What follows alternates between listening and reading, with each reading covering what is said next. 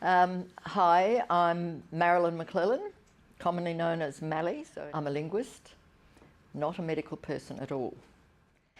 As you can see, today is going to be talking about questions across cultures, and the subtitle I've given that is Navigating Our Way Cross-Culturally. Questions are some of the most difficult things in cultural navigation. Both cultures, Indigenous cultures and ours, have questions. In fact, I don't know a language in the world that doesn't have questions, formations. But the way we use questions are very, very different.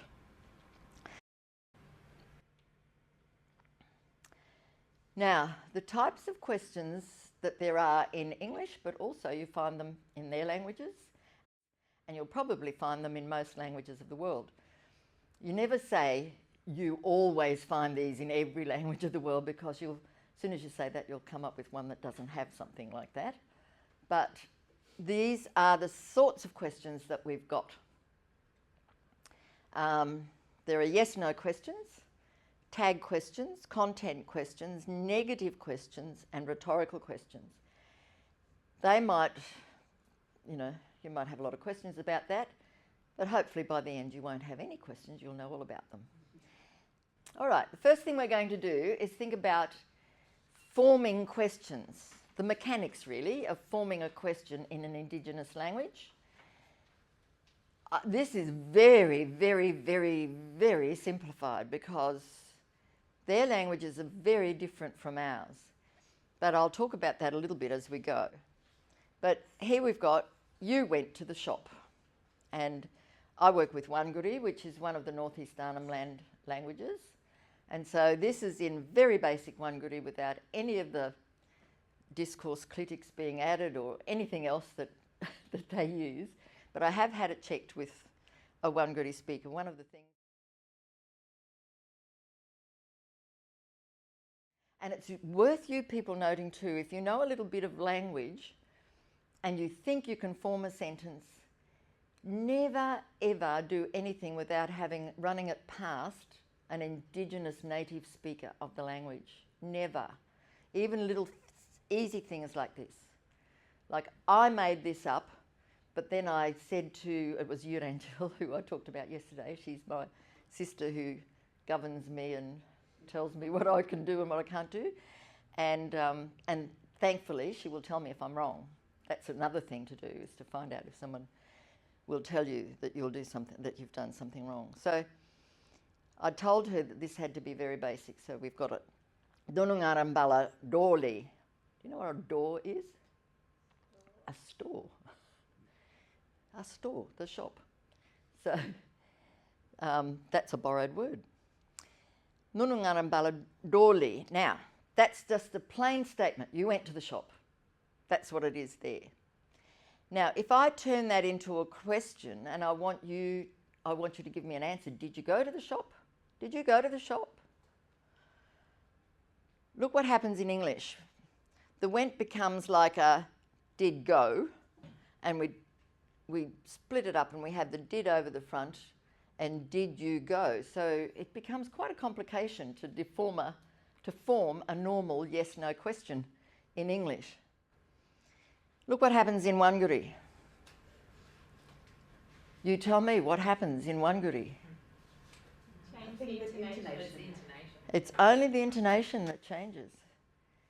You can say exactly the same thing and you just say, Nunungarambala Dorli.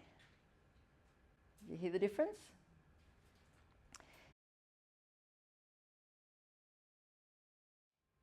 I'll just let you know that this is very simplified in that Yolngu can actually switch words around in their sentences. We are limited in English. We've got to have, we were talking about these yesterday, we've got to have the action, the verb, and we have to have the subject before the verb.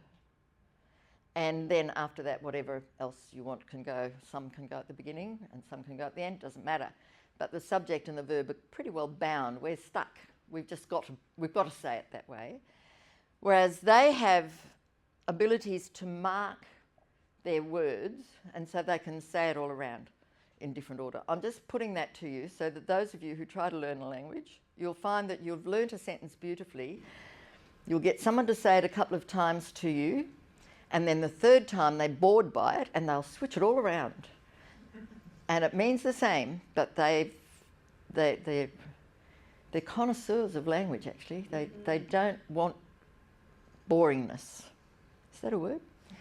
In it. It is. I'm a linguist. I can make up words if I like.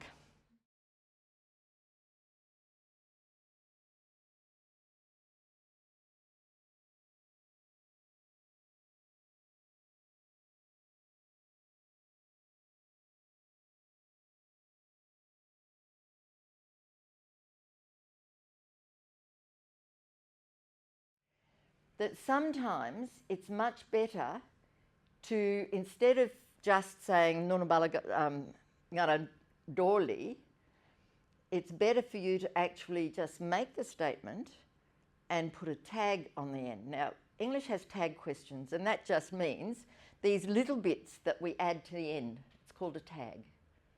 Okay, so that's a tag question. And when we are asking something using a tag question, we'll say, you went to the shop yesterday, didn't you? Yep. Do you notice this? In English, when you put a tag question there, you're really quite obliged to answer. And you can't just let it slide. So that's a part of the tag question. Well, Wangari and all Yolngu languages have tags. English tags are so complicated. Like, if you say it in the positive here, you've got to put it in the negative there. And if you have it in the negative there, you've got to put it in the positive here. You didn't go to the shop yesterday, did you? See the negative, then the positive? You learnt this as little children, so you thought it was easy, but it's actually really quite difficult. So, but beautifully, the Yolngu languages have one tag, and it goes muka for the languages that are most dominant speakers, Djambarapoinga or Gupapoinga, they say muka, but the Dangormi languages say ngatja.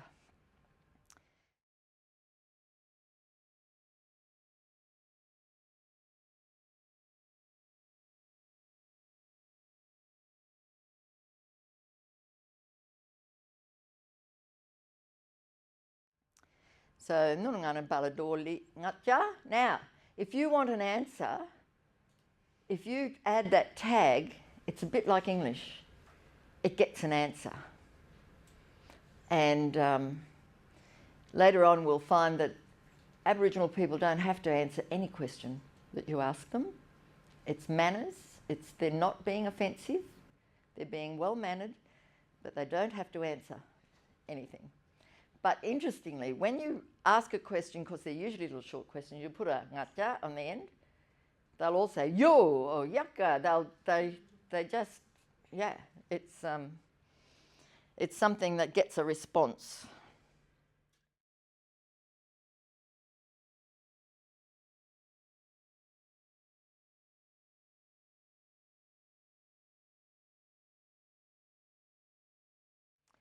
Okay, now we're getting to content questions. Now, content questions are ones where the answer is not yes or no, but it's some other information that you are requiring.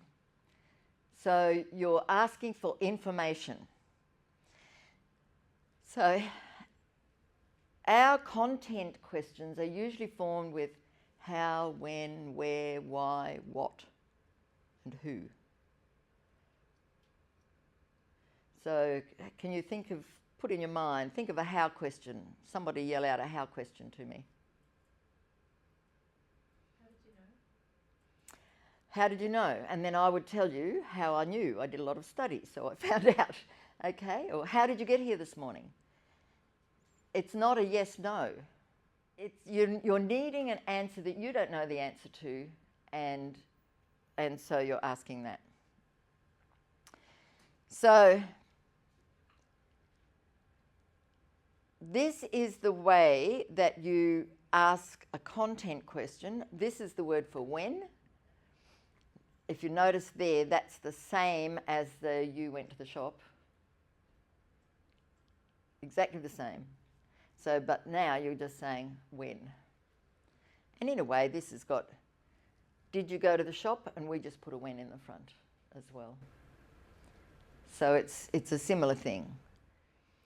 And so one of the things that's very common to turn it into, make people realise that you want an answer, and it's not a yes-no answer, then you actually put a suggestion in for the answer. And unless you do, they can sometimes get very confused. It's quite interesting that their common way to get content questions is to ask the question and then put a suggested answer in there. Diana Eads, way back, wrote a really good article called "You Got to Know How to Talk," and it's in the references at the end of this paper, so you don't have to write down about it. And she was saying that the Aboriginal people of southeast Queensland who do not speak their Indigenous language use English in an Indigenous manner, in the way that they used to. And she was pointing out that every time she just asked a bald question, they'd go, what? They didn't know what to answer. She'd ask a question and offer a suggestion, and they would be able to answer immediately. This is the same. I was excited when I read that because I had found that when I was doing the research with Wanguri, which, so obviously they've got it from their traditional languages, and Wanguri has still got it, and Djambarrpuyngu as well, but the Yolngu languages, and I suspect the other languages too. But so, interestingly, and this is common, so that they're offering you an idea of the type of answer they want from you, they sometimes offer a wrong answer. And they know it's wrong, but they want you to give the right one. They want you to correct it. And why can't they do it? Because you're more likely to get a good answer when you ask it in a natural way. Yes, I think we govern by our culture. yeah. And remember yesterday we had that little thing that I'd written that says, I've got it at the top here, a language incorporates the culture of its people, the systems of social structures such as law, religion and economics. A person thinks through their language and in a way is bounded by it. So we are bounded by English, and our research methodology has come out of the Western worldview. And so I question whether it's even valid to do it in what we see as being a research methodology that's not their research methodology. So that is something for you to actually be thinking about. And it is, particularly if you read Diana Eads, and I just know it from my work as well, that it is a difficulty in our communications with questions if we don't give them a direction as to the type of answer you're wanting. If you don't want them to give you the answer, if you don't want to give them the answer, or you can't because you don't know, if you can sort of somehow think of a way of giving them the type of direction that you're wanting with your answer. Sometimes they might not answer you because they really don't know what you want. They don't know what direction of an answer that you're wanting. That's tough. I want to tell you that is a very tough cross-cultural communication thing. Our whole research, our whole teaching methodology, everything, it goes against that. Okay, now here's a doozy. Negative questions. Did you know that English is really a bit illogical when it comes to negative questions? If I say, I'll say to you, did you come to the session yesterday? Yes, okay. Actually, I just realised that you're not the person to ask. So I'll ask you What's your name again, sorry? Alyssa. Alyssa. Alyssa, did you come to the session yesterday? No. So I'm going to ask you again. Alyssa, didn't you come to the session yesterday? What's your answer? I didn't come yesterday. Yeah. But what would you normally say? No. You'd say no again. So I put it in the positive. Did you come to the session? The answer is no. I put it in the negative, and in English, the answer is no again, although often we want to try to make it clear like Alyssa did. But you ask it in the positive, the answer is no, and you ask it in the negative, and the answer is still no. Because we're thinking about what the proposition is saying, or what the question is saying. We're worried about the coming, and no, she didn't come, and no, it's right, she didn't come. But interestingly, most languages of the world do not do that. They are thinking of the proposition of the question. So if you say, did you come yesterday? And they say no, that means they're saying no, I did not come yesterday. But if you say, did you come yesterday? And didn't you come yesterday? And they say yes, they will say yes because, yes, I didn't come yesterday. Did you get that, or do you want me to say it again? It's a really big thing, this one, and you can get yourself tied in knots. We ask a lot of negative questions, and we actually don't realise we're doing it. Like, I have known since the early 70s not to ask a negative question, and yet I still did it last year to this fellow. But when it comes out and they give you an answer, hopefully your brain will click and think, oh goodness, I asked him a negative question, I'm going to have to work it around, put it into the positive. Now, a negative question, of course, is when you've got words like not, didn't has got the not in it, no or never written in it. And if you put those things in, they're negatives. And if they're in your questions, then you're going to get a different answer from what you think. Now, if you say, okay, I'll word it differently, I'll go, you didn't go to the shop, did you? They'll still say yes, because they're still answering, yes, I didn't go to the shop. So, now if I'm saying you didn't go to the shop or didn't you go to the shop, how can I turn that into a positive question where we'll get an answer that we can understand? Did you go to the shop? Yeah, just reword it so you get rid of the negative. Did you go to the shop? And then the answer will be something that our brains are okay with. And down here, how would you say this? Haha, now you've got to twist our English tags around a bit.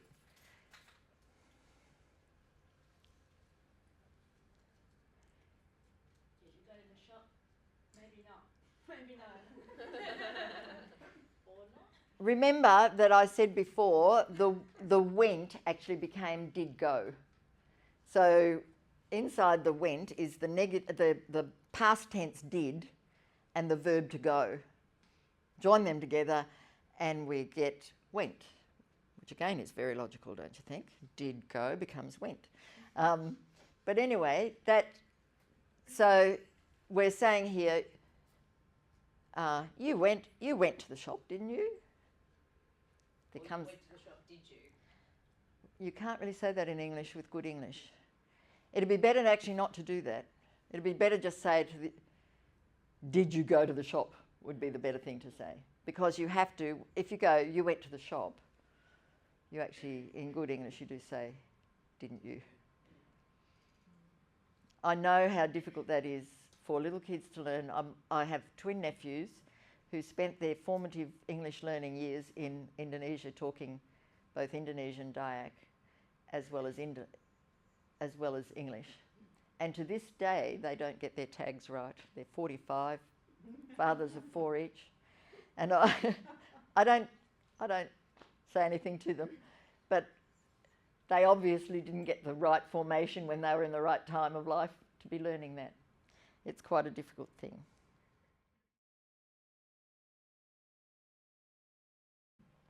The next one is really very easy. Do you know what a rhetorical question is? When somebody asks a question not expecting you to answer. Now, sometimes they'll do that in anger, and you're more very good at rhetorical questions. If you get a town meeting where they're very annoyed about something, I was there when bilingual education was suddenly ripped out from under them, and they had a town meeting. And we happened to be doing a translation unit on questions, and we taped it, and it was marvellous for rhetorical questions because they just got up and asked question after question after question after question, not expecting anyone to answer, but it was in anger that they were asking it. And this is an example. I won't go through the one group, but this is what this is saying. You're always asking me to go to the shop. Who do you think I am? Now, if you're talking to your child, you're not expecting your child to answer, I think you're my mother, are you? You'd probably get very annoyed if they tried to answer you because it's a rhetorical question. So you're saying, who do you think I am? What, am I rich? That's what she's saying up here. I'm saying she because I got that off your angel as well. So there's a couple of things there. Notice that she's just using a question and not wanting an answer. Sometimes you don't have to be angry, but you know that everybody knows the answer is yes, or everybody knows the answer is no. So you ask a rhetorical question to make a point and go through. But the other thing I want you to notice is, who do you think I am? But then she gives a suggested answer as well in the next rhetorical question. What, am I rich? So there's that suggested answer even coming through there. Have that in your brain too, young one. Who do you think I am? And what, am I rich? So pointing out to that child, I am not rich, but it's getting into the suggested answer variety as well. So I'm not going to spend much time on rhetorical questions, but they are there. That's all right. They use them in much the same way that we use questions. So that's why we don't have to do too much with them.